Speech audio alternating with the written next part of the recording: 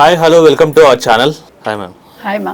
So రీసెంట్గా చూసుకున్నట్టయితే Pune case, Ketan Agarwal case, దాంట్లో రోజుకు ఒక ట్విస్ట్ బయటకు వస్తుంది. వాళ్ళ మదర్ సియా గోయల్ వాళ్ళ మదర్ ఏమంటున్నారంటే, ఒకవేళ కేతన్ అగర్వాల్ని నిజంగా మా అమ్మాయి చంపుంటే సేమ్ అదే ప్లేస్కి తీసుకొని మా అమ్మాయిని ఆ లోయలో దోసి పడేసి చంపేయండి అంటుంది. అండ్ ఆ అమ్మాయి ఇన్వెస్టిగేషన్లో ఏం చెప్తుందంటే, ఆ అబ్బాయికి విగ్ ఉండడం వల్ల నాకు నచ్చలేదు, ఈ పాయింట్స్ అన్నీ చెప్తుంది. అండ్ అమ్మాయి ఏం చెప్తుందంటే, నేనేం చేయలేదు, నా బాయ్ ఫ్రెండ్ చెప్పింది నేను చేసినాను, నా బాయ్ ఫ్రెండ్ నన్ను ఫోర్స్ చేసిండు, నా దగ్గర ఏడ్చిండు అని చెప్తుంది.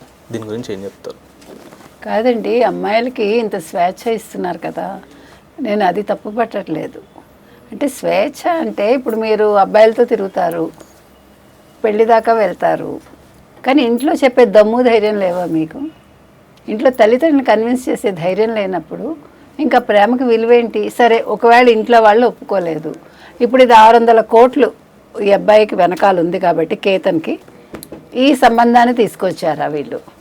సో కన్విన్స్ చేయడానికి ప్రయత్నించారు ఈ అమ్మాయిని తల్లి తండ్రి సియాకి కదా. సో వాళ్ళు కన్విన్స్ చేస్తే ఈ పిల్ల ఎందుకు ఒప్పుకుంది? చచ్చిపోతామని బెదిరించారా నువ్వు ఒప్పుకోకపోతే? మరి తల్లి తండ్రి మాట విన్న పిల్ల ఇప్పుడు ఆ చేతన్ అనేవాడు బెదిరించాడు అంటుంది. ఇప్పుడు నన్ను బ్లాక్మెయిల్ చేశాడు, ఈ విషయాలన్నీ బయట పెడతా అన్నాడు అని. మరి ఈ విషయాలు తల్లిదండ్రికి తెలియకుండా ఉంటాయా? అంటే ఈ అబ్బాయితో తిరిగిన విషయం అయితే తెలిసే ఉంటుందిగా. సో ఈ బ్లాక్మెయిల్ విషయం తల్లిదండ్రికి చెప్పాలిగా. వాడు ఇట్లా చంపమంటున్నాడు అనే విషయం చెప్పచ్చు కదా. ఇప్పుడు ఇవేవి మాట్లాడకుండా తల్లిదండ్రి కూడా తల్లి ముందుకు వచ్చేసి మైక్ ముందుకు వచ్చి, నా కూతురు తప్పు చేస్తుంటే మీరు అక్కడి నుంచే తోసేయండి, ఎవడు తోస్తాడు? ఎవడు తొయ్యాలి? మీరే తొయ్యాలి మీ కూతుర్ని. తోసి మీరు కూడా దూకేయండి. ఎందుకు చెప్తున్నానంటే తల్లిదండ్రులకు తప్పు కనిపిస్తుందండి ఈ మధ్యకాలంలో చాలా. అంటే హత్యల విషయంలో అంటే పిల్లలని బలవంతంగా వేరే పెళ్లి చేయాలనుకోవడం, వాళ్ళు ప్రేమించిన వాళ్ళతో కాకుండా. లేదు, మనం చూసాం బెంగళూరు అన్యాయం అది. 30 లక్షలు కట్టమని కూతురే మొత్తం అందరినీ, తల్లి తండ్రిని చెల్లెల్ని చంపేసింది ఆ ప్రియుడితో కలిసి. అంటే ఎలా ఎక్కడికి వెళ్తుంది సొసైటీ? ఇవాళ అబ్బాయి చేసిన తప్పేంటి? అబ్బాయికి విగ్గుందని ముందే చెప్పుంటాడుగా, నత్తుందని నీకు తెలుసు కదా. తెలిసాక నీ తల్లిదండ్రి చెప్పినప్పుడు నేను చేసుకోను, లేదు నేను చేస్తానని బెదిరి చెప్పావు. ఆ పిల్లాడిని చంపటం ఎందుకు? ఒక్కడే కొడుకుట వాళ్ళకి. ఎంత అన్యాయం అండి అది. వాళ్ళు ఆ తండ్రి ఆశ్చర్యపోతున్నాడు. ఆ పిల్లాడి తండ్రి ఏం చెప్పారంటే, ఆ శవం వచ్చాక ఆ అమ్మాయి మొహంలో ఎక్కడ బాధ కానీ కళ్ళంటి నీళ్ల చుక్క కానీ రాలేదు. ఈవెన్ పోలీసులు చెప్పారు, మీకు గుర్తుందా, మేము ఆ అమ్మాయి భయపడుతుందని. అంటే వాళ్ళు రెస్క్యూ టీం వెళ్ళి అబ్బాయిని తీసుకొచ్చారు కదా, ఆ గాయాలతో ఉండగా చనిపోయాడు అప్పటికే అతను. ఏం కాలేదండి, బతికే ఉన్నాడు, మీరు టెన్షన్ పడకండి అని చెప్పారట పోలీసులు.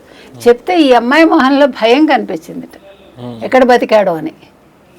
అది పోలీసులు చెప్పారు. అంటే ఈ పిల్ల ఒకవేళ అతను అంత ట్యూన్ చేస్తుంటే ఆ చేతన్ అనేవాడు, వాడు చంపేయమన్నప్పుడు నువ్వు అంత ధైర్యంగా ఎలా చంపుతావు? నేను అడుగుతున్నది అది. అంటే ఇప్పుడు ఇలా బెదిరించి నేను చంపమన్నాడు, రేపు బెదిరించి ఇంకేదో ఎవరినో పొడవమంటాడు, ఇలా చంపుకుంటూ వెళ్తావా నువ్వు? మంచి విషయం అయితే మీరు వినొచ్చు, చెడ్డ విషయం అయినప్పుడు మీరు చెప్పాలి కదా. పోలీసులకైనా కంప్లైంట్ చేయాలి కదా, ఇట్లా నేను తప్పు చేశానండి, ఈ అబ్బాయితో తిరిగాను, ఇట్లా మా సన్నిహితంగా ఉండే వీడియోసో లేకపోతే ఫొటోసో ఉన్నాయి, నన్ను బ్లాక్మెయిల్ చేస్తున్నాడు, అబ్బాయిని చంపమంటున్నాడు అని చెప్తే అసలు కేసు ఇంత దూరం రాదుగా. మీరు ఒక మంచి అమ్మాయిగా ఉండేవాళ్ళు ఇష్టమైతే పెళ్లి చేసుకుంటారు, లేకపోతే లేదు. కానీ మీ లైఫ్ భద్రంగా ఉండేది. కేతన్ అగర్వాల్ జీవితం బాగుండేది. ఆ చేతన్ అనేవాడు బ్లాక్మెయిలర్ కాబట్టి వాడికి శిక్ష పడేది. కానీ ఈ అమ్మాయి అతనితో చాలా సన్నిహితంగా ఉన్న తర్వాత కూడా మనం చూసాం ఆ వీడియో కూడా. అంటే ఈ పిల్ల కూడా ఇష్టమైతేనేగా చంపింది. అంటే నీకు చంపడానికి బెదురు ఎక్కడా రాలా, కానీ తల్లిదండ్రిని కన్విన్స్ చేయడానికి మాత్రం బెదురా. నా క్వశ్చన్ అది. కాబట్టి తల్లిదండ్రులు కూడా నేను ఒకటే చెప్తున్నానండి, ఇక్కడ ఈవిడ వచ్చి తల్లి వచ్చి మా పిల్ల తప్పు చేస్తుంటే మీరు తోసేయండి అనే బదులు, మీ పిల్ల తప్పు చేస్తే మీరు తోసేయండి. ఎందుకంటే మీరు బలవంతం చేసి ఉండొచ్చు, మనకు తెలీదు. నాకైతే అలా అనిపిస్తుంది. ఒకవేళ తల్లి తండ్రి బలవంతంగా ఈ పెళ్లికి ఒప్పించుంటే ఫస్ట్ నిందితులు వాళ్ళే. కాబట్టి తల్లి తండ్రి మీద కూడా చర్య తీసుకోవాలి. ఇప్పుడు వాళ్ళు ఒప్పించి ఉండకపోతే అమ్మాయి ఇంత దూరం రాదుగా, వాడు ఎవరితోటో పెళ్లి చేసుకుని పోయి ఉండేది.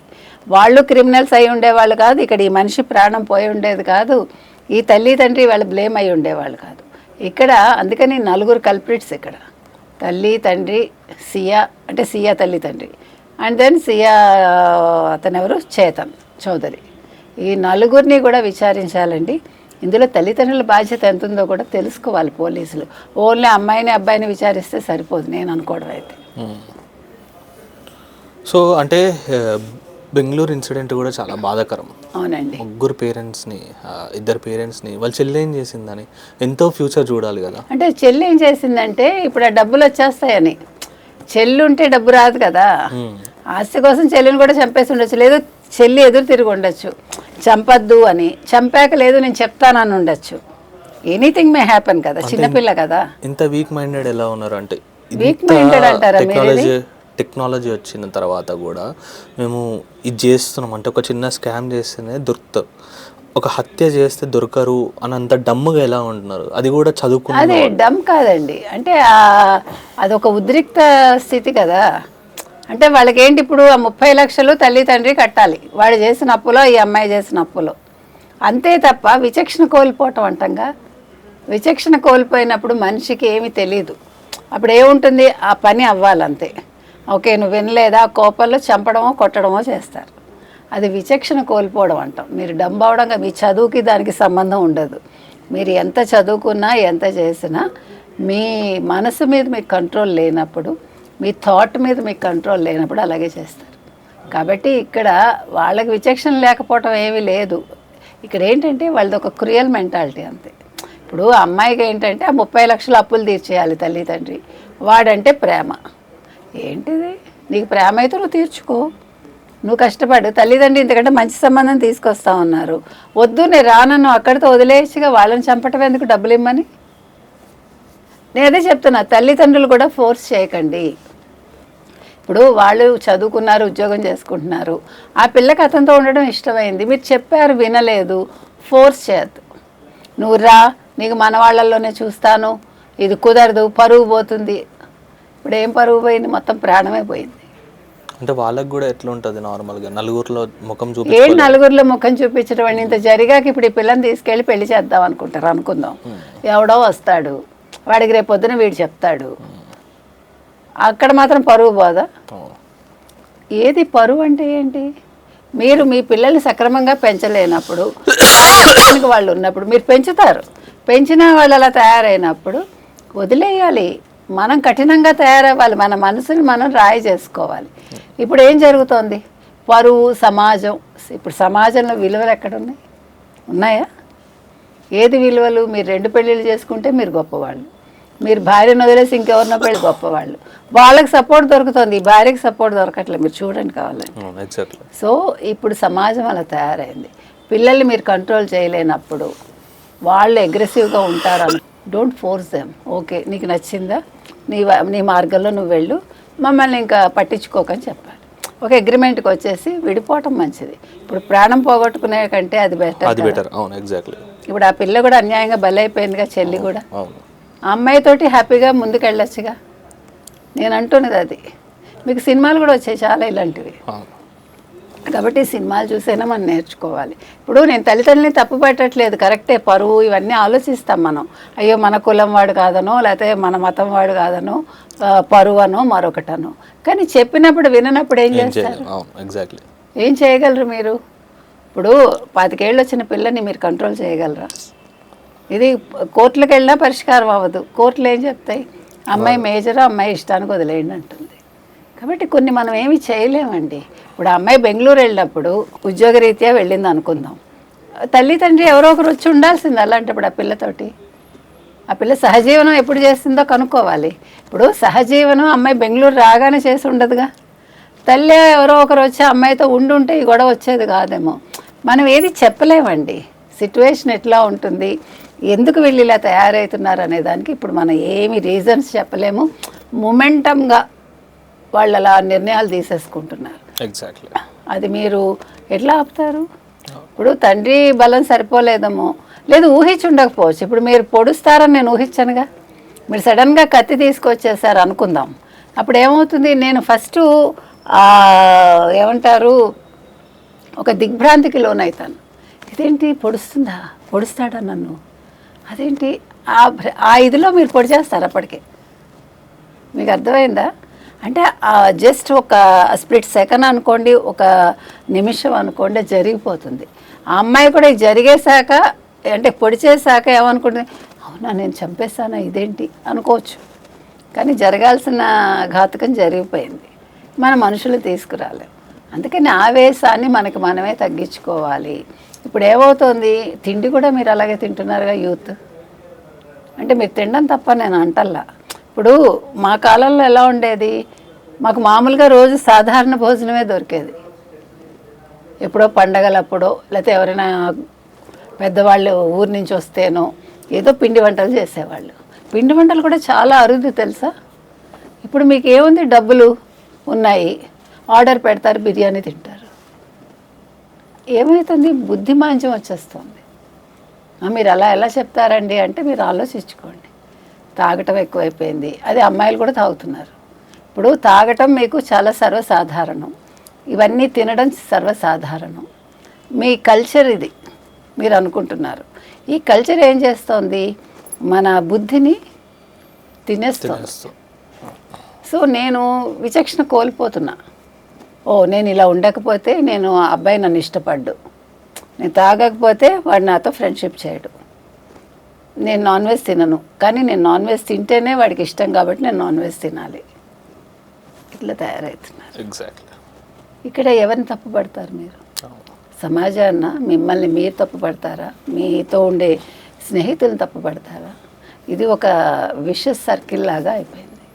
కాబట్టి ఇప్పుడు మరి ఎవరికి వాళ్ళు ఆలోచించుకుని ఇది వేగం వేగం వేగం ఇది ఒకటి. మీకు ఈ వేగంతో పరుగు పెట్టడంలో మిమ్మల్ని మీరు కోల్పోతున్నారు. మీ బుద్ధిని కోల్పోయారు ఆల్రెడీ. అంటే మీ తప్పని పూర్తిగా నేను చెప్పను. తల్లిదండ్రులు చెప్పినా మీరు విందామన్నా సొసైటీ మిమ్మల్ని అలా ఉండనివ్వట్లా. నవ్వుతారు. ఇప్పుడు మగపిల్లాడు అనుకోండి, ఏంట్రా ఇంకా ఇలాగే ఉన్నావా, నీకు బీర్ కూడా తాగలేదా, నీకు ఇంకా అది కూడా అలవాటు కాలేదా, నువ్వేం వాడివిరా, నువ్వేం మనిషివిరా, ఇట్లా మిమ్మల్ని సైకలాజికల్గా వీక్ చేస్తారు. మీకు కోపం వస్తుంది, పౌరుషం వస్తుంది.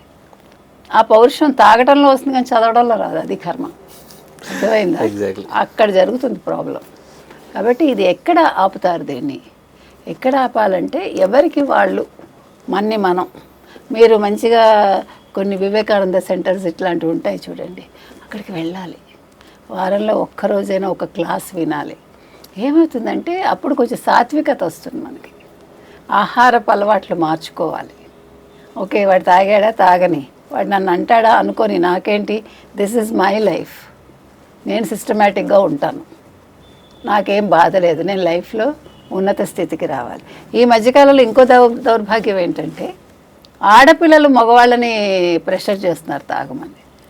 ఈవెన్ పెళ్ళయ్యాక భార్యలు భర్తల్ని, నేను ఆ కేసులు కూడా చూశాను. ఎవరినంటారు అది. అందుకని మనమే పెళ్ళికి ముందే అన్నీ మాట్లాడుకోవాలండి, వివరంగా మాట్లాడుకోవాలి. మీ గతాలు కూడా మాట్లాడుకోండి. ఇష్టమైతేనే పెళ్లి చేసుకోండి, పెళ్లి చేసుకోకపోతే చచ్చిపోరు. ఏమవుతుంది? నిన్ననే అన్నాను నేను, ఆంజనేయ స్వామి పూజ చేసుకోండి, ఇంకా హ్యాపీగా. ఇదివరకు మీకు దాన్ని ఏమంటారు, బ్రహ్మచారి సినిమాలు ఎక్కువ వచ్చాయి ఒకప్పుడు. సో బ్రహ్మచారిగా ఉండడానికి ఆంజనేయ స్వామి పూజ చేసుకుని ప్రశాంతంగా బతకండి అని చెప్తున్నా. ఎందుకంటే ఈ చావులు, వాళ్ళు మిమ్మల్ని చంపి మీ జీవితాలు నాశనం అయిపోయి, మీ తల్లిదండ్రుల జీవితాలు నాశనం అయిపోయి నవ్వుతున్నాను కానీ బాధగా ఉంది, టు బీ ఫ్రాంక్. అవునా, కుటుంబ సభ్యులందరికీ బాధే. అసలు చూసుకున్నట్టయితే మనం జస్ట్ 8 months పరిచయం సియా గోయల్కి చేతన్ చౌదరికి, 8 months రిలేషన్ అంతే. 8 months రిలేషన్స్ కోసం ఇంత రిస్క్ చేసిందా అంటే క్వశ్చన్ మార్క్ లాగా. అదే నేను చెప్తున్నాను, మీకు 8 months కూడా అక్కర్లేదండి. అదే చెప్తున్నా, అది ఎందుకు, అదొక ఆకర్షణ అంతే. మీకు ఆ ఆకర్షణ నుంచి బయటపడాలంటే మీకు మానసిక స్థైర్యం చాలా అవసరం.